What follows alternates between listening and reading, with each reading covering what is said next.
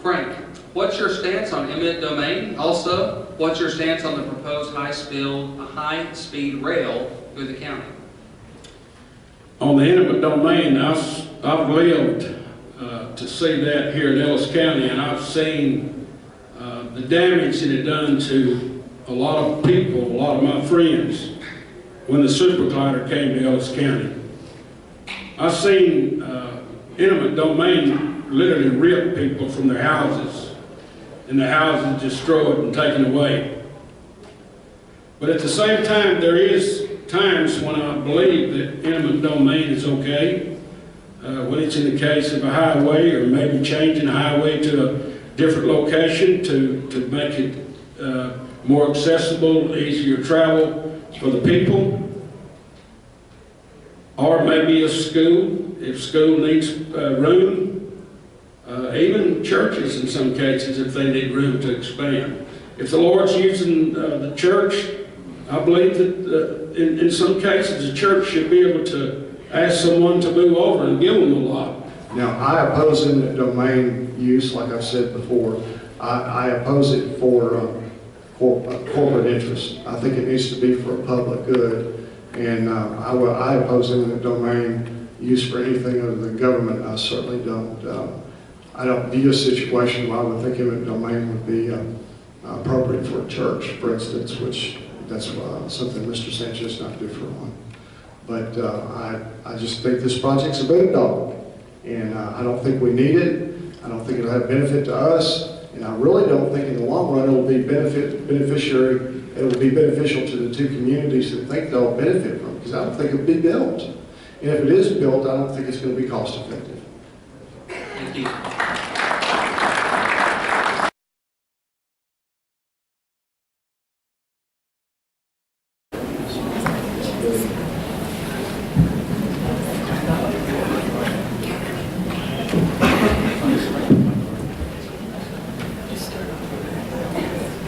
Is it getting boring yet? I hope not. I hope not.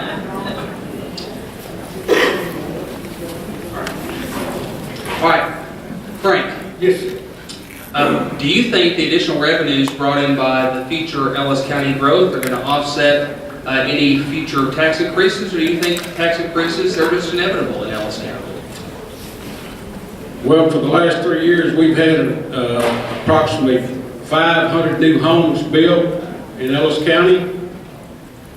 Out of those 500, I believe there was 3 of them that were barn dominiums.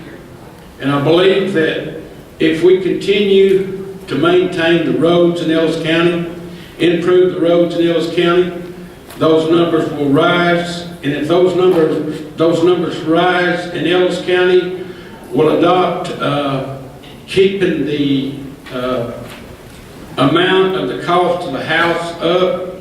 To give you an example, a house that's worth $150,000 now, the taxes on it is about $3,000. I'm not sure how many of those dollars go to the county roads. A house that cost $250,000, the taxes on that's about $8,000. So wouldn't it be nice if the next 500 houses that was built next year would all be paying $8,000 in taxes? And one of the other guys mentioned the fact about bringing business to the country. You know, there's a lot of businesses moving to Midlothian, there's a lot of business moving to Waxahachie. But there's a lot of room out on the county roads to have business too. But guys, listen, we've got to improve the county roads before we can bring homes and business to Ellis County. Thank you, sir. Paul, we'll start off with a softball question. Why are you running as a Republican, and how have you supported the Republican Party in the past? Well, I guess I have a confession to make. In 1978, in spring, when I was a mere 18 years old, I voted in the Democratic primary. I voted for Albert Bachman for county commissioner. I remember doing that. I worked for him. But I went off to Baylor and I got a little bit of education. And after only 30 days of education, I worked in Bill Clements' phone bank for governor of the state. I've been working for Republicans ever since. I was chairman of Young Conservatives of Texas at Baylor, which was a pro-Republican group. We used to have few conservative Democrats in those days, but we mostly voted for Republicans in 1980. I worked on Ronald Reagan's phone bank. I graduated from Baylor University in '82, and I've been voting in Republican primaries ever since. I believe in liberty, I believe in a right to life, and I believe in a right to defend your life. And that is why I am a Republican. In the meanwhile, I have contributed to our legacy circles. I've stepped up. I'm a platinum member of the legacy circle. And I have supported the state Republican Party. I support conservative candidates, both through work and contributions. And my family is also involved at various levels. And that is why I'm running as a Republican. I am a Republican. I'm a conservative Republican. And I don't make any apologies for that. Thank you, sir. Thank you. Frank, what's your stance on eminent domain? Also, what's your stance on the proposed high-speed rail through the county?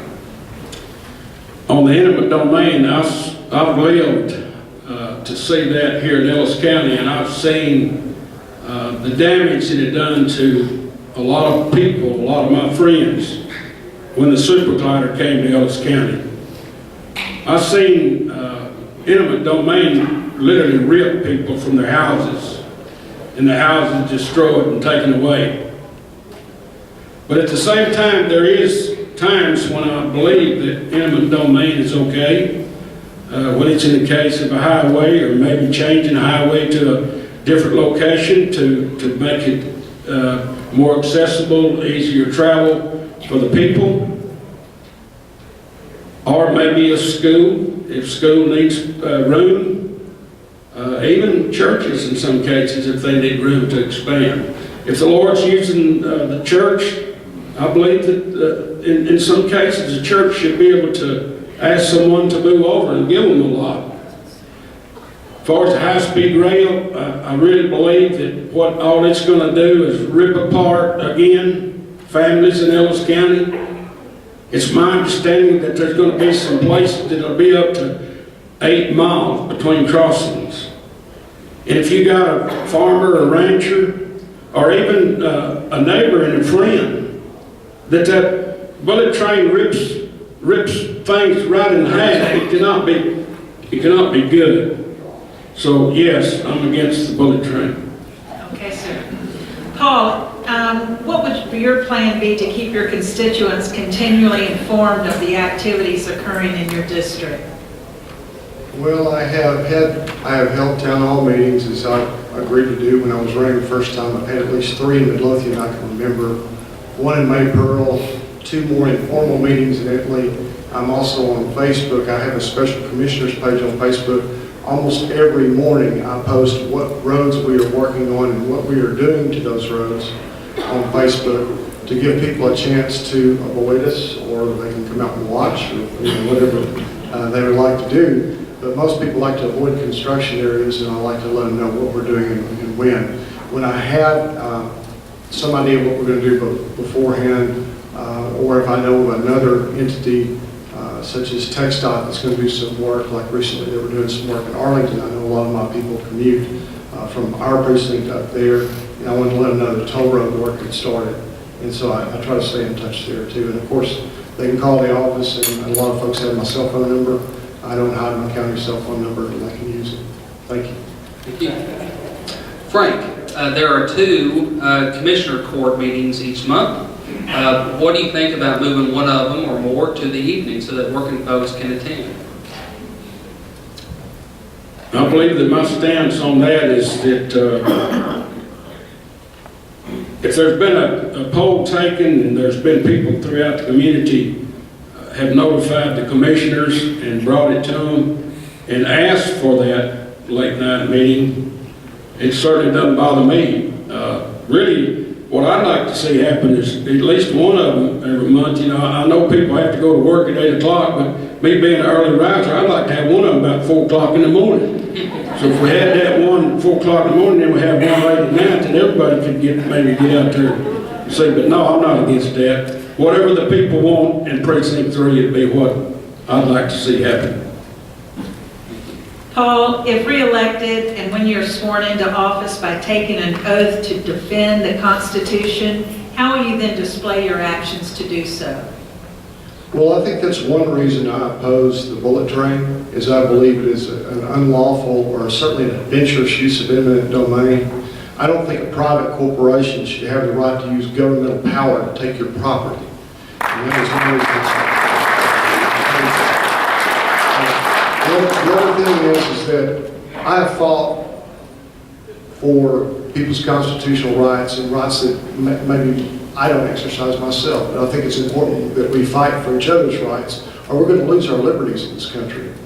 And one thing that's recently come up in discussion, we are looking at the 306 and the 307 signs and what they mean to county government.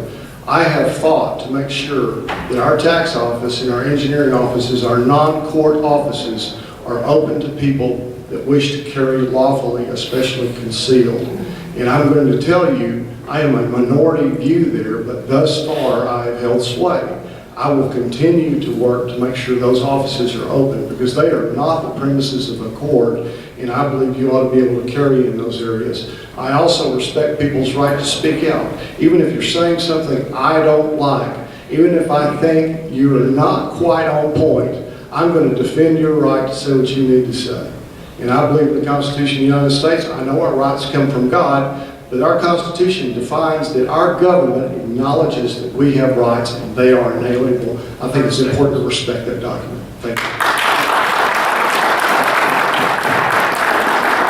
Frank, what is your position regarding illegal immigration? I believe that illegal immigration has creeped up on us, but it's taken about 45 years for that to happen. And I believe that it's something that just happens over and over and over. It changes the guard sometimes when we get a new president. But there is a process for legal immigration that has been put in place, and that has not been followed. It has not been followed for the last 35 or 40 years that I've kept up with it. So I believe that to become a citizen of the United States, if you come here as an illegal, that there ought to be a process for you to go through to become a citizen. But if you don't go through that process, then I believe that that person should be deported out of the United States. Paul, what's your position regarding the centralization of equipment and supplies? Well, I think when you're talking about equipment that you have to use in your precinct and you're using in an intense manner seasonally, I think for county commissioners, it's impractical for us to say we're going to centralize all the road and bridge equipment. However, we have had discussions among the commissioners about getting some heavier duty equipment to put in longer term roads, and we have talked about sharing those costs. So I'm not opposed to that in those instances. We do have centralized purchasing in Ellis County. And thus far, I think with some hiccups here and there, that is working as well. But when you're dealing with equipment that you need to bring to bear at all four precincts and seasonally, and there's an intense use, I don't think that we can pool that equipment. However, if we could agree to purchase certain equipment to build longer term roads and agree on a sharing mechanism, I would be all for sharing that. And I think that is coming. Just like the fact that we cooperate with cities in our area, I think those things are coming, and we'll see some of that down the road. Thank you. Frank, why are you running as a Republican, and what have you done to support the Republican Party in the past?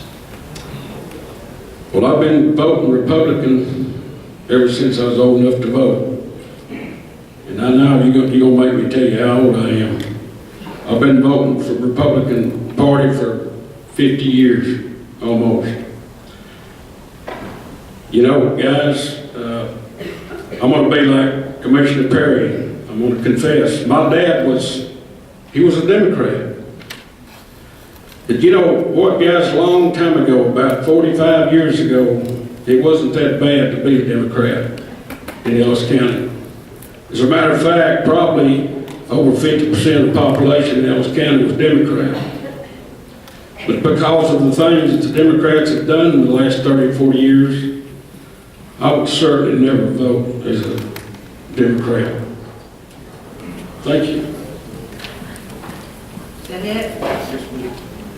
Paul, what's your stance on eminent domain and also your stance on the proposed high-speed rail? Well, I don't see any benefit to our county of the proposed high-speed rail. There's no station for us here. It's a pass-through. It will benefit 2 metropolitan areas. And I also think that there's an undergirding problem with the high-speed rail. No one that I have talked to has been able to give me what the cost of a ticket, what it will really be. And I don't think it can compete with the airlines based on what they're giving us as cost. So therefore, I think we're looking at another boondoggle, just like the superconducting superglider was, but for other reasons. I don't think this could make it. Now, I oppose eminent domain use, like I've said before. I oppose it for corporate interest. I think it needs to be for a public good. And I oppose eminent domain use for anything other than government. I certainly don't. I don't view a situation where I would think eminent domain would be appropriate for a church, for instance, which that's something Mr. Sanchez not different on. But I just think this project's a boondoggle. And I don't think we need it. I don't think it'll have benefit to us. And I really don't think in the long run it'll be beneficial to the 2 communities that think they'll benefit from it, because I don't think it'll be built. And if it is built, I don't think it's going to be cost effective. Thank you. Frank, if elected, what is your plan to keep your constituents continually informed of the activities in your commissioner district? I run a business for over 35 years. And all the employees that we had for the entire 35 years, we communicated regularly. And as a commissioner of Precinct 3 of Ellis County, I would spend a lot of time talking to the people in the precinct. As a matter of fact, I would go so far as to say this, that every person that lives in Precinct 3, that lives on the county road, would have my phone number where they could call me. I would always be in contact with them. I would also be a person that would like to have town hall meetings so that the people that work late or whatever, or maybe they're not there during the daytime and they want to talk about their situations on the roads that they live on, I would like to have town hall meetings, give them the opportunity to come and voice their opinion about their situation on their roads. Thank you. Paul, what is your opinion on alternating commissioner court meetings with day and evening? Well, I've attended county commissioner meetings for years, and for years there was an evening meeting. And that meeting was generally better attended than the meetings that we've had in the morning or the afternoons. I firmly am convinced that we need to have an evening meeting. We had one when I first took office. Against my objections, we quit doing that.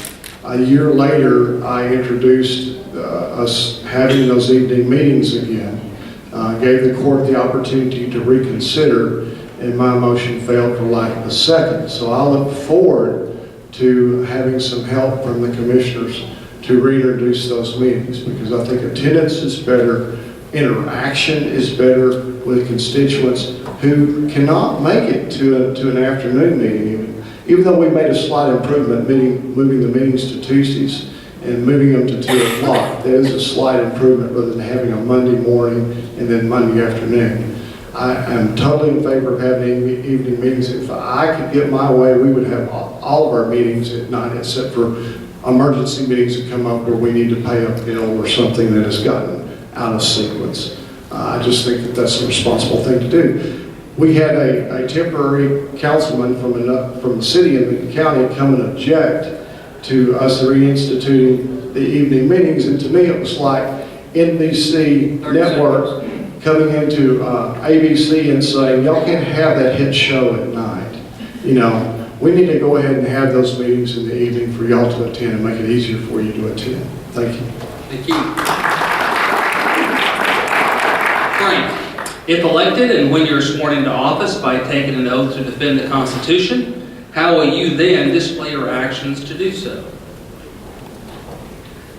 again, as a county commissioner and an elected official, I heard someone make that statement earlier, and I'm telling you for sure that I would be that person that first I would put God before everything that I'm doing.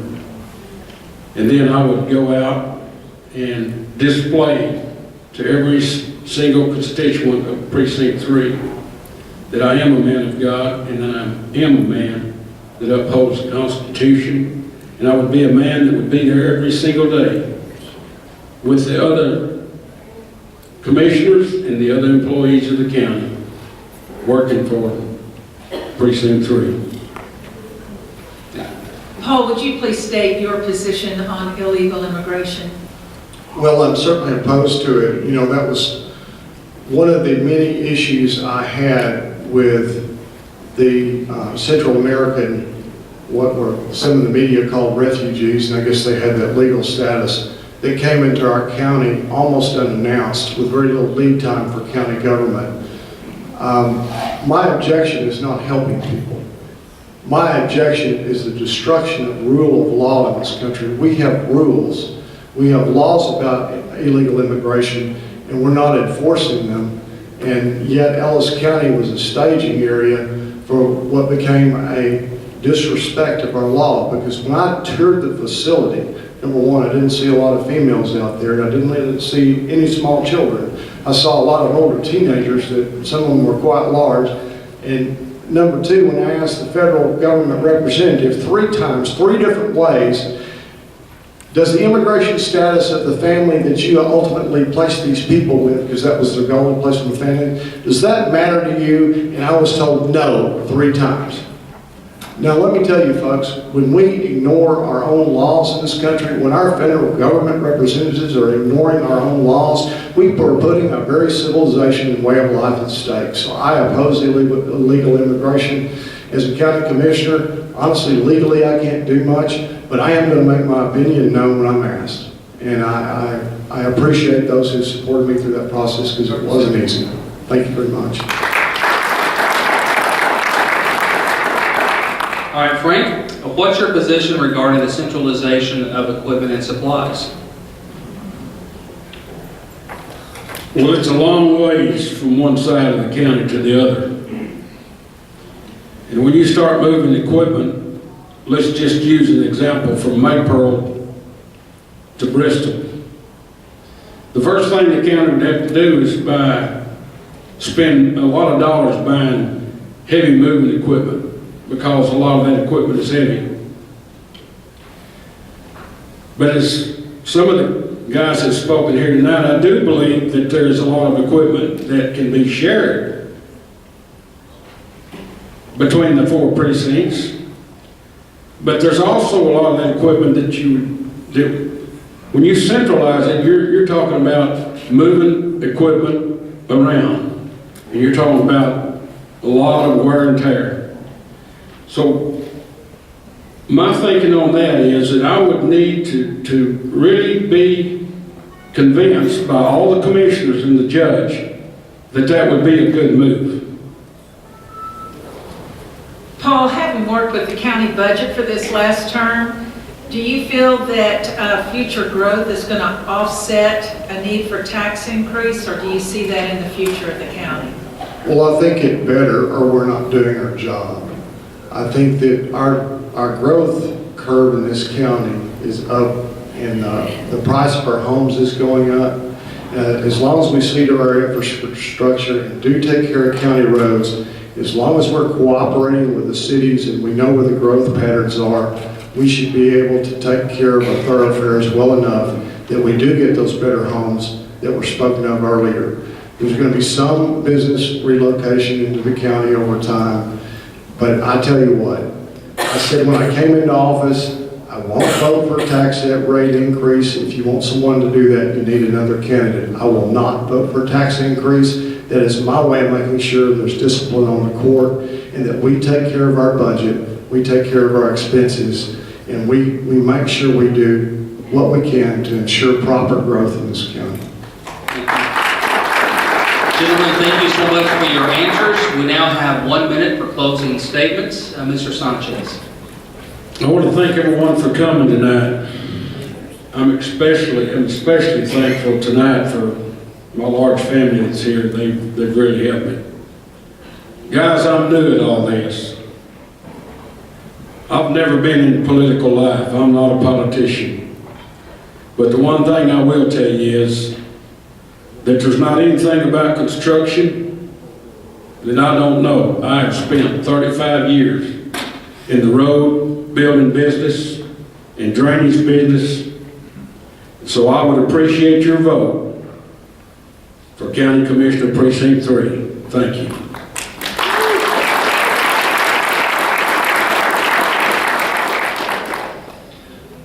I want to thank y'all for being here tonight. I want to thank the Republican Party for putting this on. And I want to thank my family for the sacrifice that I have put them through in this race. And my wife of 33 years is here, Rebecca Perry. In many ways, she is smarter than I am. She can outwork me and you. And I'm very proud of her. And it's through the good Lord that we have raised 8 children. And I just appreciate the relationship that I have so many ways. I can't count it. I have a great road and bridge crew. I'd put them up against anyone else's. I have people that are very experienced on that crew. We get the job done. We're playing catch up after a 500-year record flood. And I think we're doing an outstanding job of getting the job done. I ask for your continued support. Thank you very much.